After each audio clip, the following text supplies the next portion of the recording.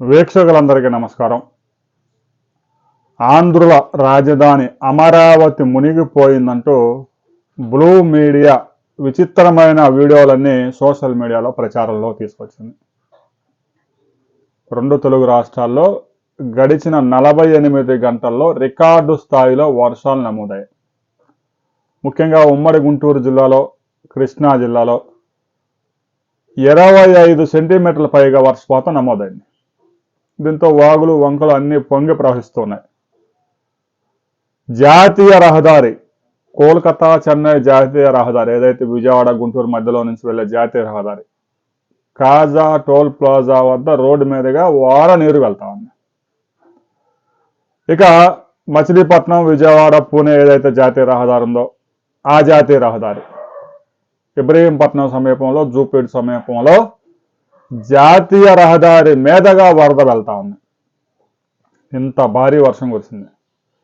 కొండవీటి వాగుకు 2600 క్యూసెక్కుల వరద వచ్చినా కూడా ముఖ్యమంత్రి చంద్రబాబు నాయుడు దూరదృష్టితో అమరావతి రాజధానిలో పనులు ప్రారంభం కాకముందే కొండవీటి వాగు మీద వరద నీటిని ఎత్తిపోసేందుకు లిఫ్ట్ పూర్తి చేశారు. ఆ లిఫ్ట్ ఇప్పుడు అద్భుతంగా పనిచేస్తా ఉంది. ఇక విపరీతమైన జోరు వానకి అమరావతి రాజధాని భూముల్లో అక్కడక్కడ నిలిచిన వర్షపు నీటిని ఫోటోలు తీసి అమరావతి రాజధాని మునిగిపోయింది, ఒక్కరోజు వర్షానికే మునిగిపోయింది, 4 రోజులు కంటిన్యూస్గా వర్షం పడితే అమరావతి రాజధానికి పనికొస్తుందా, వెలగపూడి సచివాలయానికి వెళ్ళడానికి ఉద్యోగులు నానా తంటాలు పడుతూ ఉన్నారు, సీడ్ యాక్సెస్ రోడ్డు మొత్తం వరద నీటితో మునిగిపోయింది, అమరావతి రాజధానికి గుంటూరుకు రవాణా స్తంభించిపోయింది, పెదపరిమి నీరుకొండ మధ్య వాగు పొంగి ప్రవహిస్తూ ఉంది అంటూ రకరకాల కథనాలు ప్రచారం చేస్తా ఉన్నారు. గడిచిన 4 రోజులుగా కురుస్తున్న అతి భారీ వర్షాలతో హైదరాబాద్ నగరం కూడా అతలాకుతలమైపోతా ఉంది. ప్రభుత్వం పాఠశాలలన్నిటికీ సెలవులు ఇచ్చింది. దాదాపు 4600 కాలనీలు నీట మునిగాయి. మూసీ నది పొంగి ప్రవహిస్తూ ఉంది. హైదరాబాద్లో ఒక ఫ్లైఓవర్ కూడా వరదలో మునిగిపోయింది. మరి హైదరాబాదు రాజధానికి పనికిరాదు అని మనం ప్రకటించవచ్చా?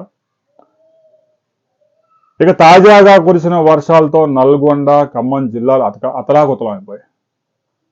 విపరీతమైన వర్షాలు కురిశాయి. ఇప్పటికే కృష్ణానదికి 5,50,000 పైగా క్యూసెక్కుల వరద వస్తూ ఉంది. ఈ వరద ఇంకా పెరిగే అవకాశం ఉంది. అయితే కృష్ణానది వరద వల్ల అమరావతి రాజధానికి ప్రమాదం లేదు.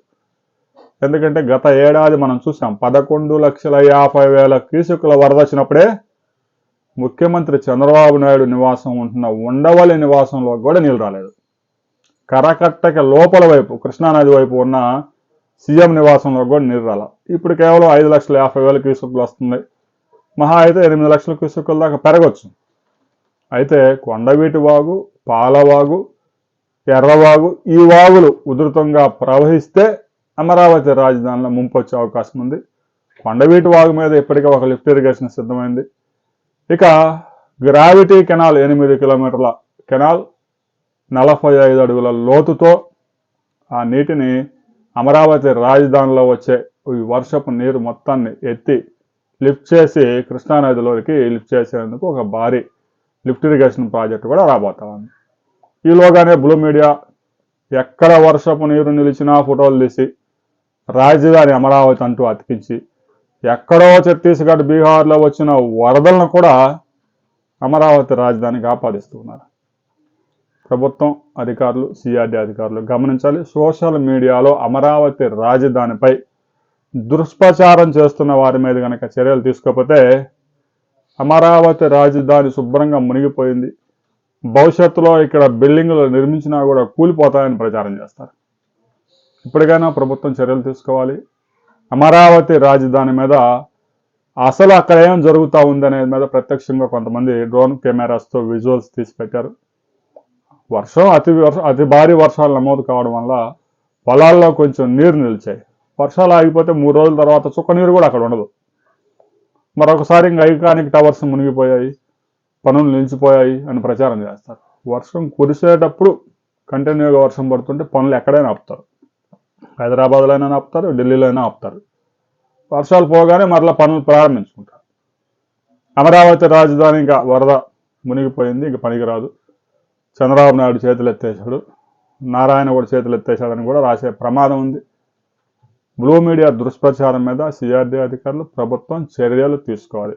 అమరావతి రాజధాని రైతులు స్పందించండి. మీ ప్రాంతం మునిగిపోయిందా లేదా అనే విషయాన్ని కామెంట్ చేయండి.